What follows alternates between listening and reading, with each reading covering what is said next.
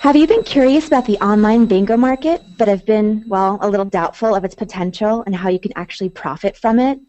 Wonder no more, because in today's webinar, we have two bingo experts here to tell you everything you need to know about the online bingo niche, including player demographics, retention strategies, how to achieve better commissions, and the best brands to partner with. My name is Michaela McNamara, and I am the editor with Casino Affiliate Programs.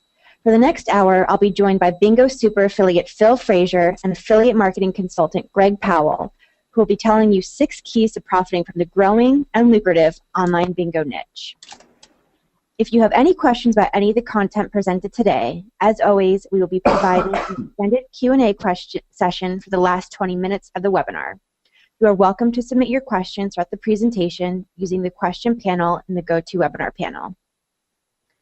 Before we get going, I'd like to thank SCORE, the Ladbrokes affiliate program, for sponsoring this webinar today. SCORE offers great commission and expert support, as well as a whole range of marketing tools for its affiliates, including high commission potential on its great brands. SCORE also offers lifetime commission on all products and a whole host of special offers, reward schemes, and targeted campaigns to keep the revenue rolling. There's also cross-sell commission on all products, so even if you promote just one product, you can still earn money on all the products that your referrals play. That might come in handy when you promote Ladbrokes Bingo product, which has a wide variety of bingo rooms, mini games, and progressive jackpots, and a massive loyal community of players enjoying exciting games. There's engaging interactive customer service and regular daily promotions and ladder reward scheme. Thanks for making this webinar possible, Ladbrokes and SCORE. Just so you have some background on our two bingo experts today, let me properly introduce them. Phil Frazier is a super affiliate specializing in online bingo. His company, Focus Online Management, operates the widely recognized, award-winning bingo portal, whichbingo.co.uk, amongst several others with a primary focus in the UK market. He's one of the most successful bingo affiliates in the industry and has been running his sites for nearly 12 years. Greg Powell started in affiliate marketing in 2003, building websites and promoting offers through affiliate programs. Directly after graduating from Oklahoma State University in 2004, Greg became an iGaming affiliate manager, and since then has worked in each area of affiliate marketing, from operations to sales and business development with a focus in iGaming. Greg is known in affiliate circles as being one of the foremost experts in online bingo, working with several of the earliest operations and continuing today as a consultant to many of the top bingo companies in the world. Phil and Greg, welcome to the webinar, and thank you so much for joining us. Without further ado, we'll get started. I'll pass everything over to you, Phil.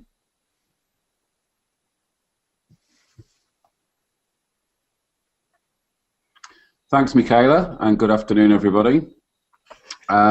Just a brief introduction as to who I am. As Michaela said, I've been in the online bingo market since 2000. We run online portals and free-to-play games. We're very pleased over the fact we were awarded Best Bingo Affiliate 2012 by IGB, and I'm the chairman of the Online Bingo Summit, which takes place in London every year and is on next month, if anybody's interested in attending. In terms of a brief introduction as to the brands that we cover, as you can see, that's a range of the brands we cover. We market mainly in the UK market, but we also cover Spain and the rest of the world. The main brand you may know is whichbingo.co.uk, which also won an award from EGR this year as Best Gaming Review Site of the Year. So we're very pleased about that one as well. So I'm going to be covering 3 of the 6 points today. The first one is choosing the right brand. Now, I'm actually going to talk specifically about the UK market, which is where we focus our main attention. But before you pick the right brand, I think you really need to understand the UK online bingo market. The UK market has a number of major land-based brands in it, as well as some very major online-only brands and a large number of much smaller brands. The key thing really you need to know is there are currently 358 different online bingo brands in the UK market. we make sure we list every brand that exists on WhichBingo UK. And as you can see from the screenshot there, that screenshot was taken last week. I know of at least half a dozen more that are going to be launching in the next week to 2 weeks. So the market is constantly changing, but it's huge. So the first thing I think you can look at in terms of the UK bingo market is actually dividing it by networks and standalone sites. To those who are new to online bingo, these are really the two structures that online bingo sites run with. Standalone, as the name suggests, is a single brand site that only recruits its own players, has multiple rooms, but has no other players playing in its sites, playing in its rooms, or driving traffic from elsewhere. The networks work slightly differently, and as this simple graphic explains, it's one game, but there are multiple brands driving traffic, driving players into that game. Obviously, the benefit is the game has more players in it, the jackpots are bigger, and each of the smaller brands has the opportunity to market jackpots, player numbers, and prizes that maybe as a standalone it wouldn't have the ability to do. So you might ask, as an affiliate, why would I market more than one of these brands that are on the same network? They're all offering the same game, the same jackpots, the same prizes, the same software. Well, what you'll find is that you might find all those different brands are actually running different promotions. So yes, it's the same game, yes, it's the same jackpots, yes, it's the same software, but it gives you, or the brands give you, the opportunity to promote lots and lots of different offers. So you may end up being an affiliate of multiple brands on the same network, promoting them maybe at different times of the year, maybe different months, maybe different weeks. But it gives you a lot more variety as to what you can promote and how you can promote, but it's still a network. The question then is, do I want to promote big brands versus unknown brands? Automatically, your first choice might be, well, I'll promote the big brands because that's what everybody knows. And if we look at the UK market, some of the major brands are listed on the screen there. Everybody's heard of them. The majority of them advertise on TV.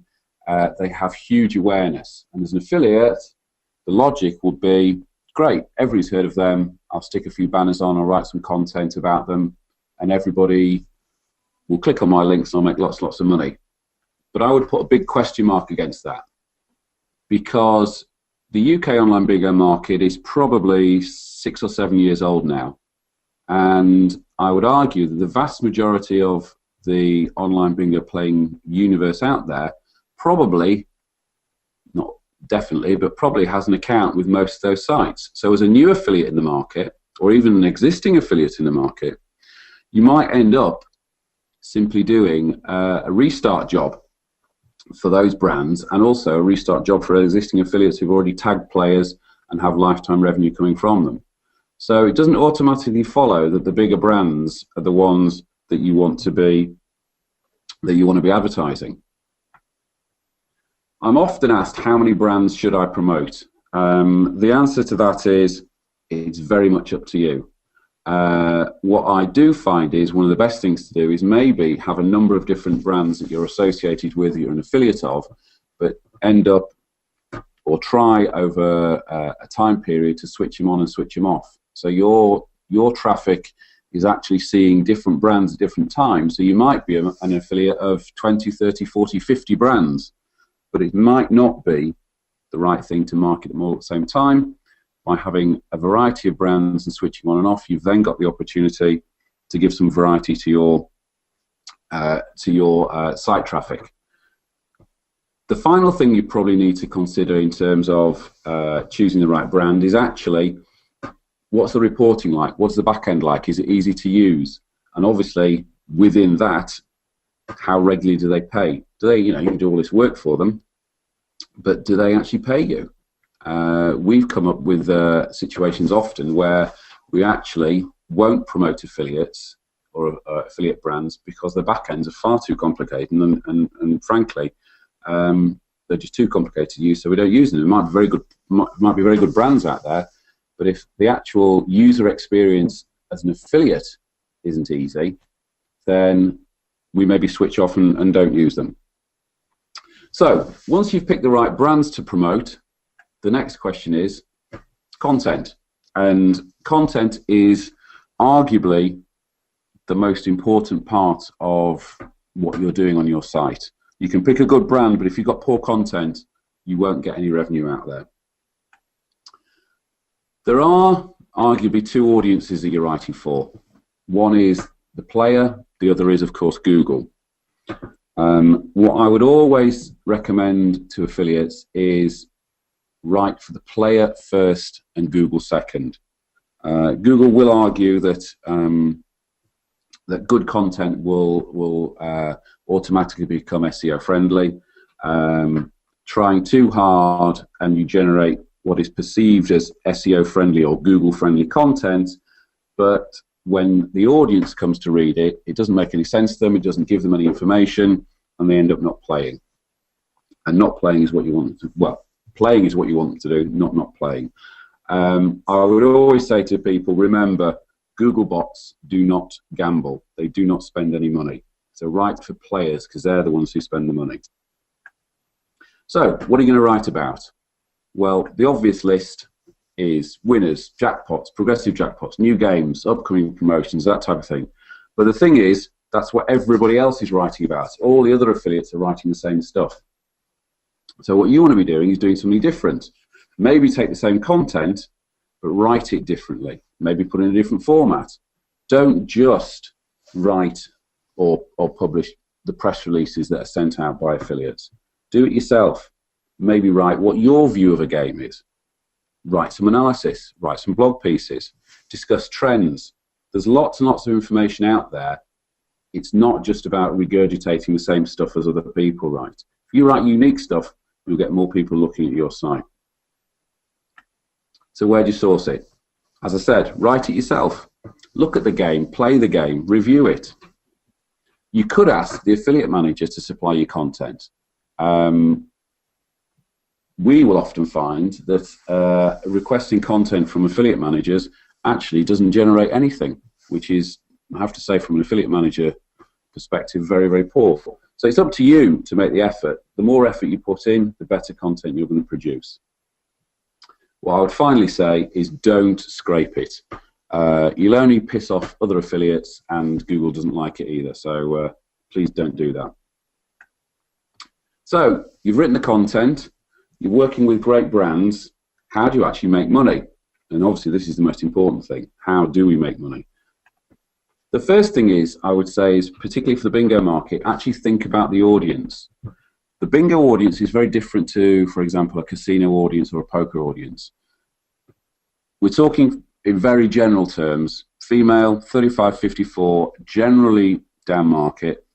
It's a, you know, it is housewives out there. It's not all housewives, but that's the sort of person we're looking at. There aren't loads and loads of huge whales out there spending enormous amounts of money. These are people who are spending small amounts of money, but on a regular basis. So they play longer. So you've got to produce content that's going to incentivize people to play, but it's not all about big bucks. But in terms of how you make your money, there's three basic business models you can look at: CPA, rev share, and tenancy. Now that's obvious.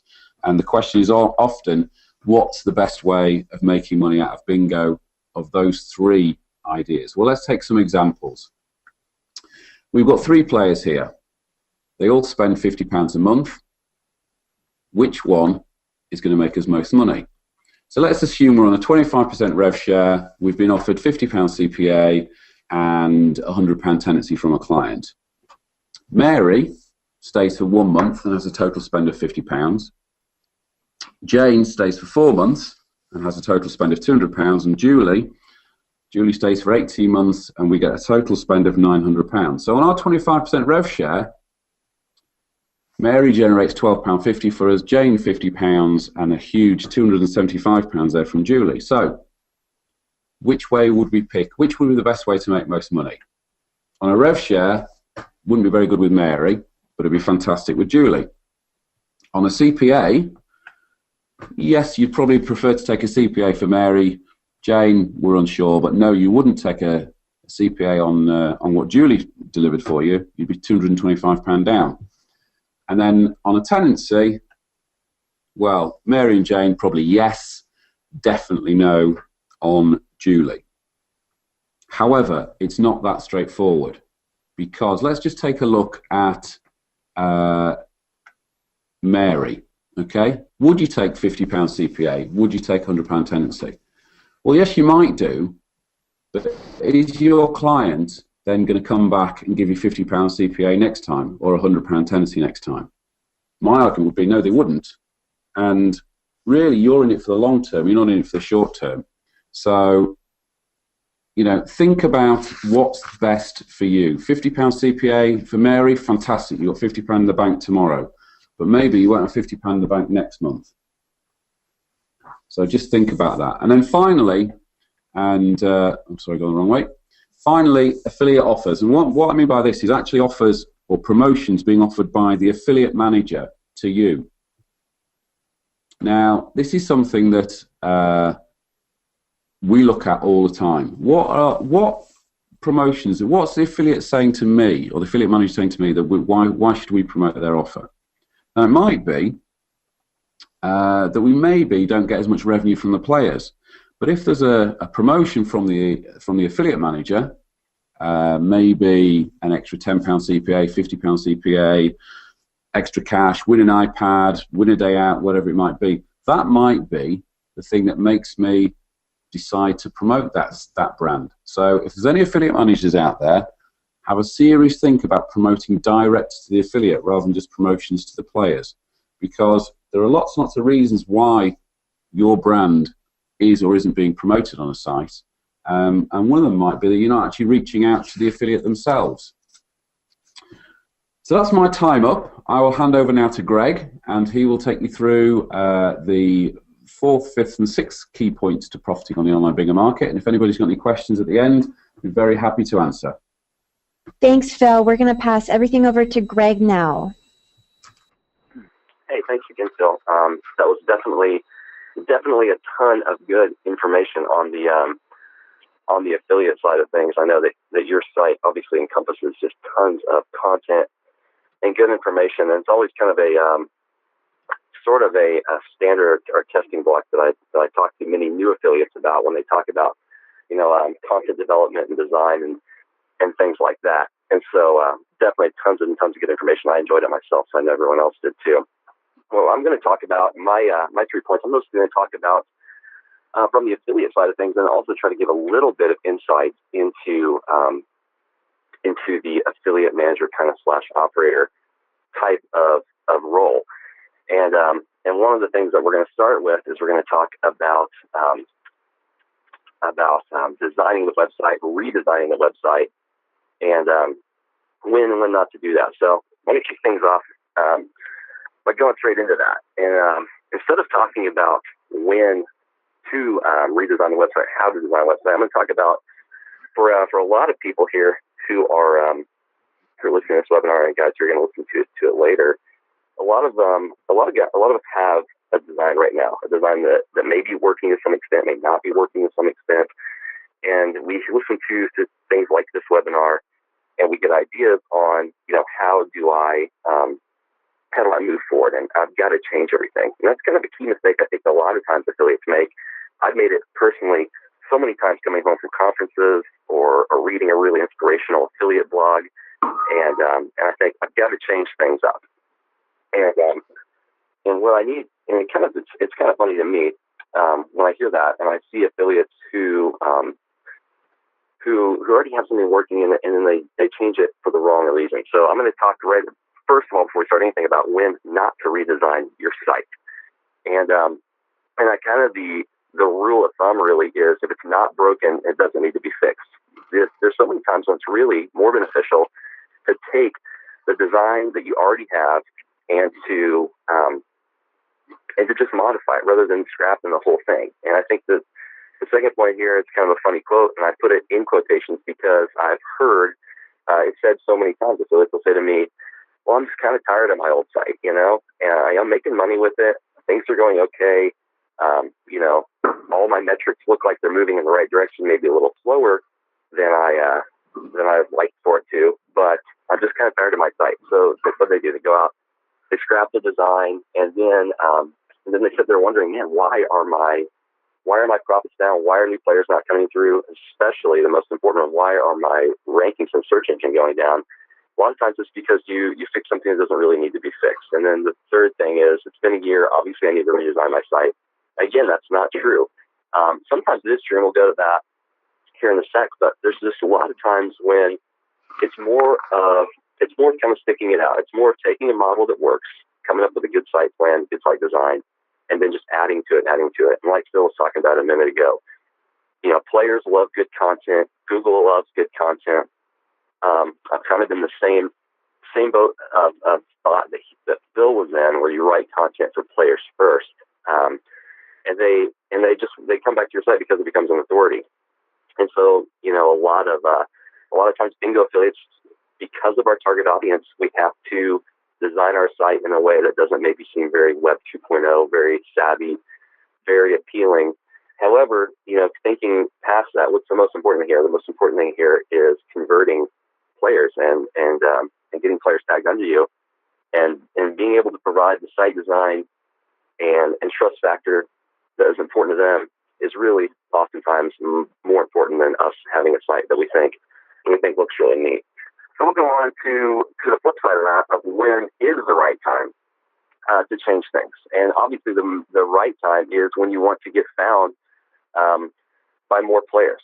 And if you have a design that's not working out, you have a site that it's hard to navigate. Maybe you started as a new affiliate, you have this template, you have a site design, you start putting content on there, and you're working hard, you're doing all the right things, you're getting links, but just things that just aren't working. You know that you talk to other affiliates and their conversion rates are higher than yours. You think that you're ranking for similar terms. Maybe that's the time when you might look back and say, maybe my page is hard to navigate. Maybe the calls to action are just hard to find. Maybe I have an overabundance of information and no clear direction that I want a visitor to go through when they hit my page. That's the time when you need to make that critical call of, okay, do I kind of step back for a minute and look at other designs? Is this a good opportunity for me to sort of rebrand things? I'm going to start incorporating a forum. Maybe this is the right time to kind of change my site up to lead more people towards being a part of that community. Those are all good reasons to do it. Another good reason, it's kind of interesting, and we don't think about it a whole lot in the U.S. market, but it's a huge thing, definitely in other markets, is incorporating some offline marketing. I remember when I personally started doing a lot of affiliate marketing on the poker side of things. Back in the day, I was doing a lot of offline, bonus codes, a tiny bit of media buying. And I really had to think about, is my, when somebody actually hits my site, which I want them to do, that's my ultimate goal, is for them to come from an offline environment, from a marketing piece and hit my site and look at offers. Is the site catering towards them? Is the message totally different? Is the same logo even on both? I've seen horror stories of poor affiliate marketing jobs where they'll design a little, tear off sheet or business card or something that has a bonus offer on it. And then, the customer goes to the site, is looking around, it looks nothing like it. And the continuity is not there. And it really kind of kills your conversions. And so, those are all factors, and those are hard factors because, obviously it takes money and time to change those things, and you always take the risk of taking a little bit of SEO hit. But if you really think that moving in that direction is going to be better in the long run, sometimes it's worth just jumping in and changing those things. So we'll get to how do you attract players. Next slide. Obviously, this is an important one. This is one of the biggest things that I would imagine that from the affiliate angle that you'd want to take away from a webinar like this. And Phil hit it on the head totally earlier when he said create great content. And that's something that we hear quite often. It's something that I think we just kind of listen to and it goes in one ear and out the other. It's kind of how players have banner blindness from seeing them in the same sizes in the same spots on websites so long. When we talk about how do we improve things as affiliates, we talk about creating great content, and we say, okay, sure, that's fine. Now, really thinking like a player and reading other affiliate sites. I mean, there's always sites that we take into example. There's always, we look through Google, we find those highest ranking sites. We talk to other successful affiliates, and we try to collect, success stories and examples of great pages and great websites. And oftentimes we just look at the design, we look at the rooms that they're promoting, the sites they're working with, and that's it. I mean, you'd be oftentimes surprised how much value there is just to go to an affiliate site that's kind of like yours, that's attracting the same sort of traffic, and reading the content on that page, because that's what the players are doing. I think that's something that I've oftentimes forgot to do. That's just a really basic principle that you put into practice. It's going to do two things. It's going to show you, one, what are these guys putting on their site that is enabling them to rank higher, that enables them to convert more players. And then two, it also is going to give you a lot of ideas on content. A lot of affiliates struggle with, I've got a bingo portal, what do I write about? And looking at some of these other sites is going to give you a lot of ideas on like sort of a content map and a direction to go in. And optimizing that site obviously is important. I mean, everyone knows that. So we'll skip over to promoting your brand through social media. And I think that for bingo, this is a tricky one. We all got kind of enamored by the social media buzz years and years ago of, now I've got this great new outlet that doesn't cost a lot, that has limitless possibilities on marketing and reaching players. I just got to throw it out there and see what happens. And I think with social media, the one sort of piece of advice that I could give affiliates is to approach it with the game plan, just like you approach everything else. As affiliates, we write our own content, we buy content, we buy links, we do all sorts of these other things, and we have a plan. There's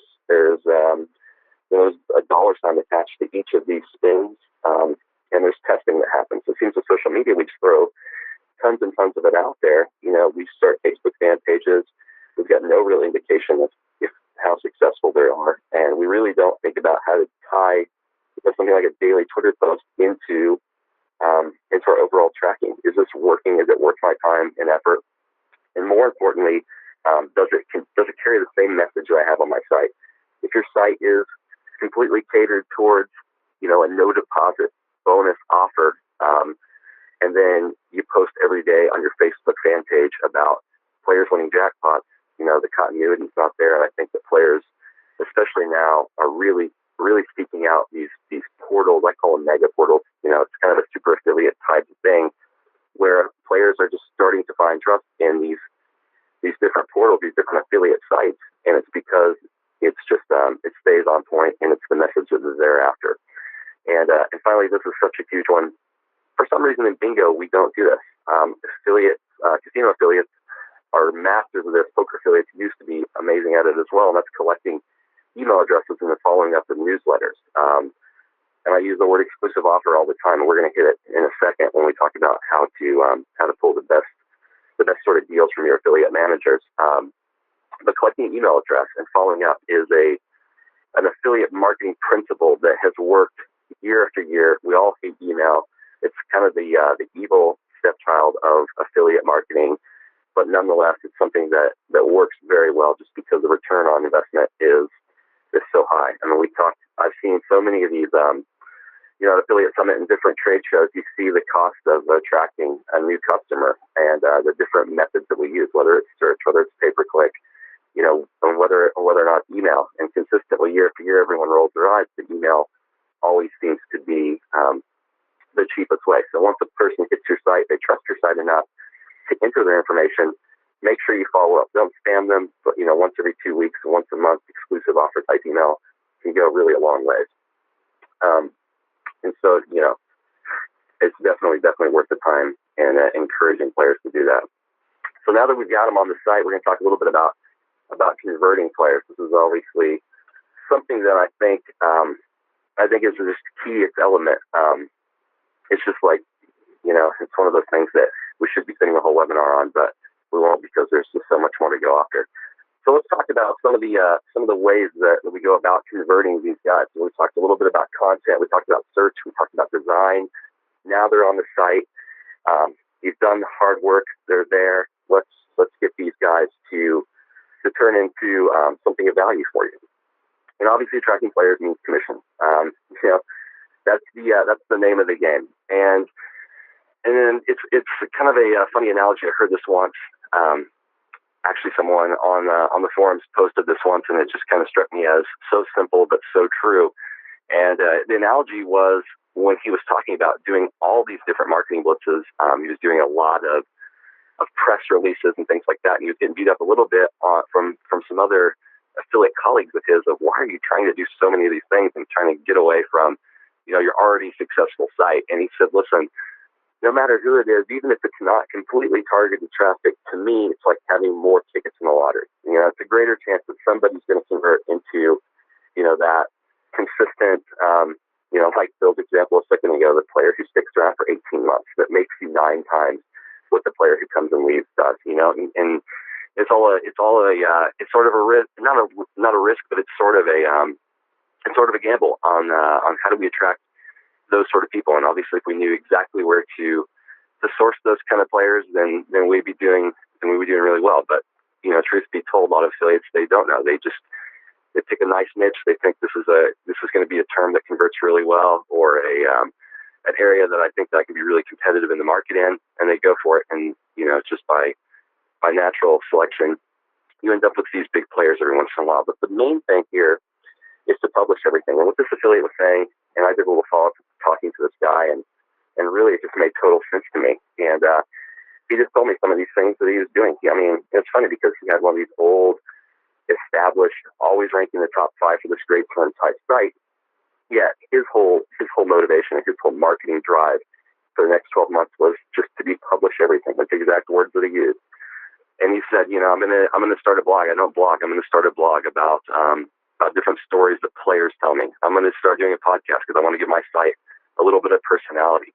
You'd be amazed how much trust it builds for players and visitors, so they can come in and even load up a 15-minute podcast of you, the webmaster, talking about some of these promotions. You've seen Casino Meister, you've seen Wizard of Oz, you've seen all these guys do an amazing job of personally branding their sites, and in turn, the trust factors there. Players keep going back to those sites for new offers, and it's just it's a cool thing. And photos and videos, also, obviously video SEO is huge. It's such a great way to attract players who already might be a little bit leery of depositing at a new site. Running them through it, showing them you personally making a deposit, playing a few games, just can lead to huge commissions. I've seen affiliates now that throw every single new offer they have on a YouTube video, and some of the rankings these guys get and some of the conversions they get is just mind blowing. So it's one of those things that doesn't take a lot of money, it doesn't take a whole lot of time, and the rewards are definitely there in terms of trust and player conversions. Photos and press releases. I'm a big press release fan myself, and so it's another one of those things I think that bingo affiliates sort of push to the back burner, and the casino guys take full advantage of. Well-crafted press release about your site and about the offers that are happening exclusively to you, to your visitors, whether it be a no deposit bonus or exclusive deposit bonus. But whatever it is, that's definitely worth taking the time to do. And so we'll go on to a couple more things quickly, because I know we want to get to a little question and answers part. I know I personally have some questions for Phil too, so we'll get right to it. Okay, now that they're here, the players are there. Traffic is rule number 1. Let's never forget that. We're talking about a lot of cool technical things here on what to do once people hit your site, different design elements and things like that. But getting them there is the most important thing. And I don't want to beat it into the ground, but I want to emphasize that obviously SEO is something that we can never overlook. So they're there. Let's talk about calls to action. Let's talk about once a player's there, what are some of the things I do? What are some of the things players are looking for once they hit the site? And how do I do that? So when we talk about a call to action, we're talking about what we want someone to do once they hit a page. Once they hit my site, what do I want them to do? Do I want them to sit there and read forever? Probably not. I want them to most likely to be compelled to immediately click through my site and sign up at a room. And that's obviously the simplistic goal that we have here. And I threw this little image at the top of this slide because I thought it was so cool, and I think that it really applies to something that we all do on all of our bingo portals every day. And it just says the estimated time to read this article. We don't have to do exactly this, but I think this is a good example of something that in other verticals the affiliates are implementing that works really well. A lot of times for SEO reasons, I don't even think the players really personally read these a lot. Some do. We put these original content, long 500-word reviews up, oftentimes of all the brands we're promoting, all the brands we're working with.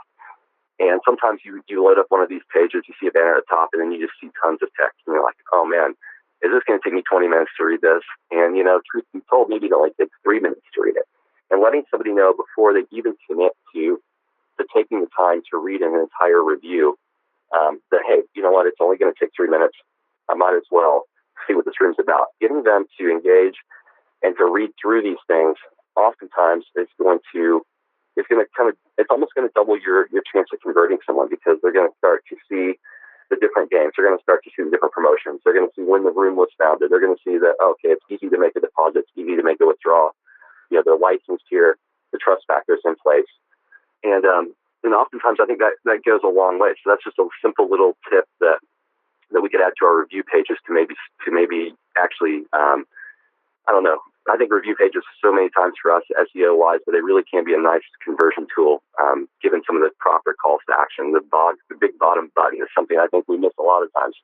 These big click here, continue now. Sometimes these go much, much further in getting people to click onto a site and check out an offer than our traditional, 468 banners, because players just become used to them. The next call to action that we're going to talk about is the actual sort of mini sites or designs. For anybody that's pay-per-click, they're really familiar with, let's make it simple. Let's give them 1 to 2 options and let it happen. I think in bingo, we sometimes think so slowly, not slowly, we think kind of old school in the respect that let's just list everything that we can jumble together.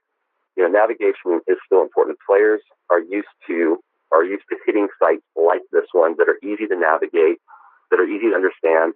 And for us, it really is going to improve things when we can show a player, here's 1 or 2 great options, and just give it time or give it space to kind of breathe, rather than just slam them with tons and tons of info right off the bat.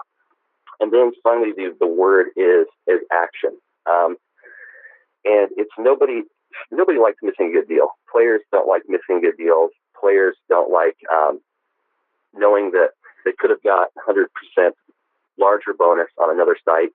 And so getting the best deals possible and laying it out in a simple form like this has nothing to do with bingo, this little image here. However, it kind of shows us, what are successful affiliates doing that players are used to.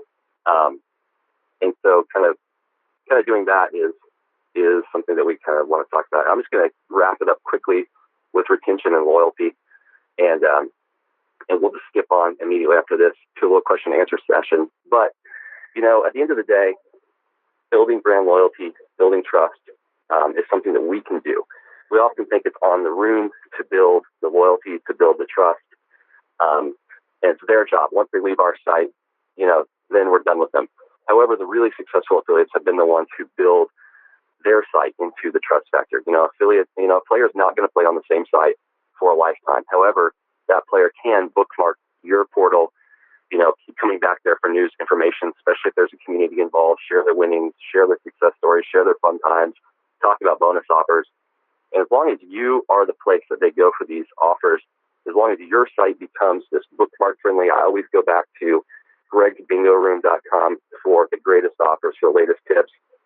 You're going to see one player turn into a lifelong earner for you. Maybe not at just one room, but certainly over the course of that player's lifetime, even if it's at multiple rooms.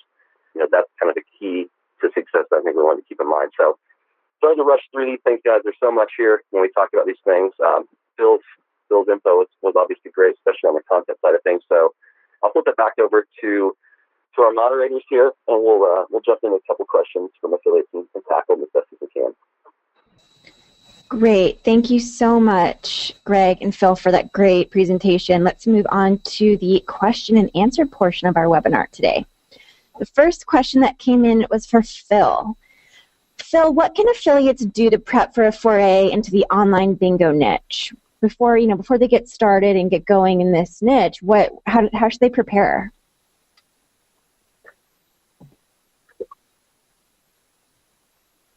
To do. I think the easiest thing for people to do is simply go and play on a few bingo sites. I'm not a bingo player, I'd never played online. Well, I don't think I ever played bingo before I started. And I actually started by playing on the bingo sites, and that's what I'd say. Start there and then move on from there. Great. Okay, next question. This came from Rob. What are some promising online bingo markets? I'm going to put this one out to both Phil and Greg. Are you, in terms of the next growth areas, are you talking about? I'm going to assume that's what he means. Okay. I would say Spain and Italy in Europe are probably going to be the next big markets. There's a lot of people talking about South America, particularly Argentina and Brazil. And Sweden seems to be doing very well as well. So I'd probably identify those. And of course, should America legalize, then obviously that will be the holy grail for everybody. Okay, great. Rob, I think. Sorry, go ahead. Yeah, I was just going to jump in real quick and kind of second what Phil was saying, and my answer would have been Spain and Portugal, actually, as odd enough as that sounds. But another just quick little piece of advice on those markets, especially on Spain and Portugal market, is many more men play bingo in those particular areas. I don't know why that is. I've just seen some demographics on it, and it's kind of an odd anomaly. Is the different market there with many male players. So catering, certainly if you're going to do a little geo-targeting, catering your site design a little bit towards a more neutral offer seems to probably be the best approach if you are going to tackle sort of the Spanish and Portuguese market. Great. Rob chimed in when Phil was speaking, and he mentioned U.S., Canada, and Australia. Can either of you comment on those markets? I can comment definitely on the U.S. market that it's still sort of a gray area. There's still a lot of players playing. I mean, I think that the Canadian market's a great one. It's a little bit more competitive, but just to jump in with a tiny bit of what's the market like in the U.S. right now. There's still a lot of people playing. There's not a ton of competition. However, conversions seem to be a little slower, and obviously the risk of partnering up with an operator who hasn't been around a while is something that affiliates are a little leery of when tackling sort of North American players. Okay, great. I'll move on to the next question. Someone asked, I saw a glimpse of one of your slides and you mentioned a secret key or the secret key. Can you tell us what that is? Sure. I'm sorry, guys, we didn't get a chance to get to that. I got a little long-winded on the site design portion of it, but the secret key is doing what you're best at. And I know it sounds a little bit simplistic. A lot of times as affiliates, we find out that maybe we are not the absolute best at being a webmaster. Maybe we're great at generating good content, but maybe we're really good at SEO, and that's where our time should be best spent. And also, gosh, I found this out the hard way myself. So many years starting my own sites was just trying to do everything myself. I'm not a great web designer. That's a stretch to say I'm even a decent one. But, I was good at attracting players and really good at doing offline marketing campaigns. So really for me, the key kind of takeaway, and this could be for anyone, bingo, casino, whatever sort of affiliate niche you're into, is doing what you're best at and not being afraid to sort of outsource your weaker areas. Okay, great. Thank you for clarifying that. Next question. Someone asked or said, we have a bingo portal and there's a brand that we advertise that gets about 19 acquisitions each and every month. Yet it seems that the players aren't staying. What's wrong? Our revenue has just gone down while player activity has gone up. I would suggest that person speaks to their affiliate manager and finds out whether what they're seeing from their players is the same across the site for other affiliates. If it is the case, then there's a problem with the site, and I'd suggest you send your traffic elsewhere. If it's not the case, then you maybe need to talk to the affiliate manager about landing pages, conversion rates, that type of thing. Okay, great. Greg, do you have any suggestions for that asker? Yeah, I mean, I do. I mean, my first thought would be that possibly they're talking about U.S. players, but if they're not talking about U.S. players, and my initial reaction would have been, maybe a payment processing issue where players come in and they're not able to deposit, or they're not able to redeposit, or the withdrawals are taking a long time. This could apply to the UK market as well. Maybe it's an issue where players are becoming frustrated because withdrawals are slow, or the bonuses aren't clearing like they thought they would. So really, kind of like what Phil said, talking to your affiliate manager, seeing what's going on with conversion, seeing if it's just your players or if it's someone else. I mean, there's a possibility that maybe you attract more bonus hunters than the rest of the site has, and so those players aren't sticking around for a long time. So step one, talking to your affiliate manager and seeing if the problem is isolated to you or if they're experiencing it across the board. Great, thank you. We seem to have gotten a bunch of questions specific. Someone asked about Asia and the East, and I actually have a question. Have there been any markets where bingo has not done well, where it's really tanked? Can either of you comment on that? I think it's not a case of online bingo tanking. I think in some markets there isn't a culture of online. There isn't a culture of land-based bingo. I can't think of any off the top of my head, but I don't think there's any places where land-based bingo exists and online bingo hasn't worked.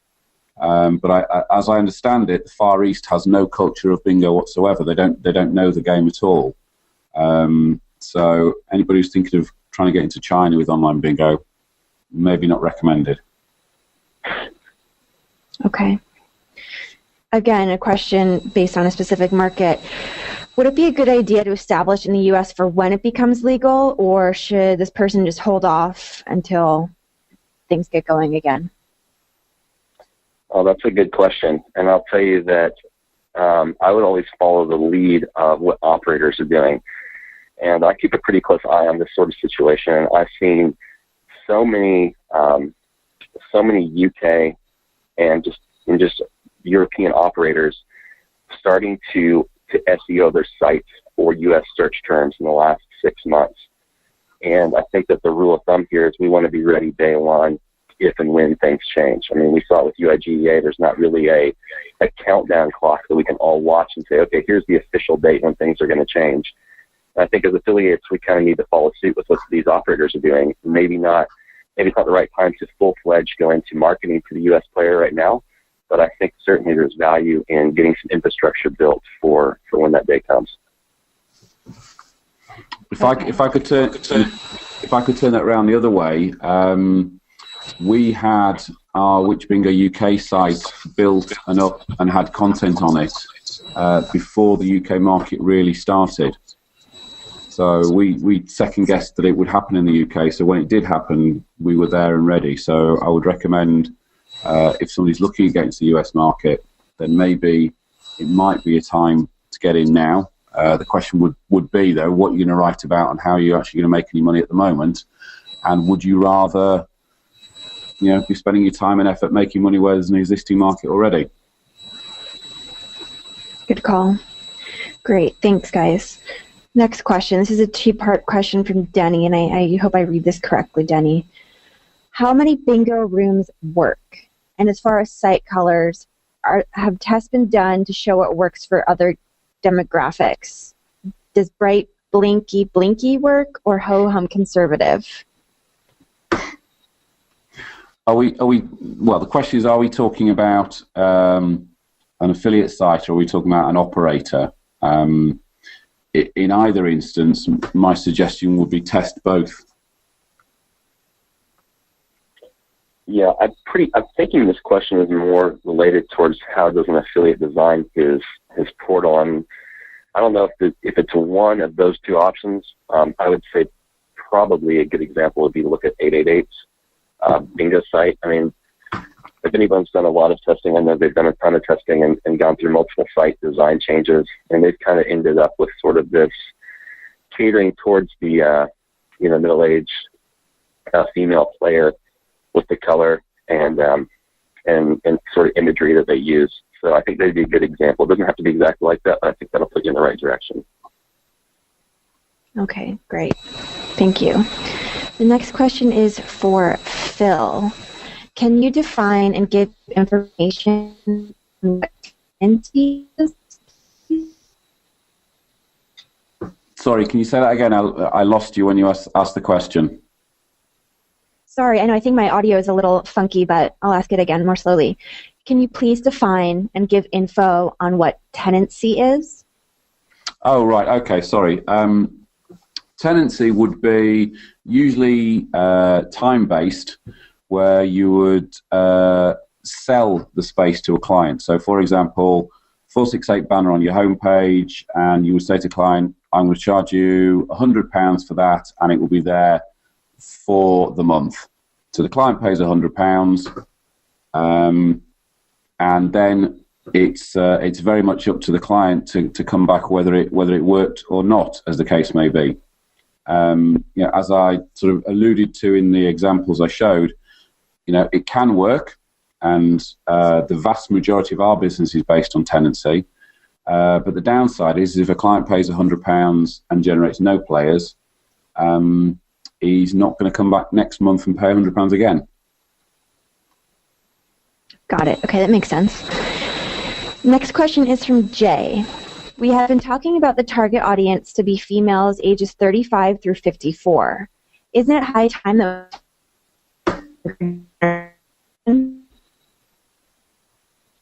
What are your thoughts? Sorry, missed the second half of that again, Michaela. Sorry about that. I'm not sure what's going on over here. He asked if it was time to start targeting a younger generation than the 35 to 54-year-old female demographic. I think with the demographic, there's a couple of things. One is I use those figures as a very broad brush. And obviously a 35-year-old is a very different person to a 54-year-old anyway. But the question really is not about targeting a particular demographic. If that demographic is what is playing, then we're just targeting where the people are. We could say, let's change the demographic. We'll target male 18 to 25. Fantastic, but 18 to 25-year-old males don't play online bingo, very generally. So it's more a responsive thing than a proactive thing. Okay, great. Greg, you mentioned that you had some questions for Phil earlier in your presentation. Did you want to go ahead and ask them now? Sure, Phil. I'm glad I didn't get to the slide because I would have had to play devil's advocate a little bit. But one of my later slides was talking about with how many offers is enough. And I know that your site's a little different than most in the respect that it's a very broad site with lots of content and nearly a review for every room out there. But I think that as a newer affiliate, that's sort of an intimidating challenge. And so, a lot of guys say, I want to spend my time, working with 5 or 6 rooms I really trust that are working well for me. And, just because of the niche and the search engine traffic that I'm seeking after, I don't think my players are going to need more than 5 or 6 options. What's your idea on that? Do you think that that's a viable solution for a newer affiliate to just choose a few rooms and spend most of the rest of the time developing content around, whatever search terms they're going after? Or do you think it's better to say, no, let's give a player every option possible, even if that means less, Google type content and more review type content? There's probably about 6 or 7 questions in there, all rolled into one, Greg. All right. I'll start with the most simple question. How many offers is too little and how many offers is too much on a homepage for a bingo portal? Okay. How long's a piece of string? The way I've always looked at it is it's not necessarily a case of how many offers, but I would always, given if we assume a webmaster has a limited amount of time to work on his site, what I would always try and do is have a variety of types of offers. So, for example, you might have 1 or 2 no deposit bingo offers. You might have 1 or 2 deposit bonus offers. You might have 1 or 2 time-specific offers, like an Easter offer or whatever it might be, and you might have one or two that are targeted at maybe a headline jackpot or a progressive or something like that. Because what you've always got to think about, and it goes back to this discussion about our two audiences, is your audience Google or is your audience players? And what you're doing by saying, I'm only going to go down this type of offer or that type of offer, is you're second guessing the person that lands on your website. So player one who arrives on your website might be looking for a free play game, and player two who lands on your website might be looking for a high deposit offer. So what I would suggest is if you have a breadth of offers, you're more likely to have something on your website that is going to make somebody go, fantastic, that's what I was looking for, I'm going to click. But the second thing I would say is, I mentioned earlier there are 358 bingo sites in the UK. These sites are always changing their offers. So I wouldn't say, right, I've got 6, 7 offers, 5 offers, 2 offers, whatever it might be on my homepage, that's it. I can just now concentrate on driving traffic to the site. What you've got to do is make sure those offers are changing all the time. And the vast majority of the sites will change at least once a month what their headline offer is, which means you've got an excuse, A, to generate new content, because there's something newsworthy to write about, and what you've then got is something different. So, if one of those players comes back to your site, they're reading something else. They're not going to land there and go, well, there's the same 6 offers that were there last month and the month before. Why should I ever come back again? Great. Thank you so much. Greg, does that answer any of your questions? Phil, that answered one of the 17 that I tried to ask you in one paragraph. So, no, that's a great, that's something that I didn't really take into consideration. And you're right. It kind of goes back to what I was saying about having more tickets in the lottery. You're going to have more chance to, the broader the scope of offers on that site, the better the chance that a player's going to find exactly what they're looking for. So definitely good advice. Thank you, Greg and Phil, so much for being our guest speakers and for providing some really, really great information. We have scheduled our April webinar hosting an SEO clinic with Paul Riley. He'll be diagnosing the SEO of 3 different affiliate sites. You can enter your site to be eligible to be reviewed by Paul if you visit the CAP General Discussion Forum. And thank you again for joining us.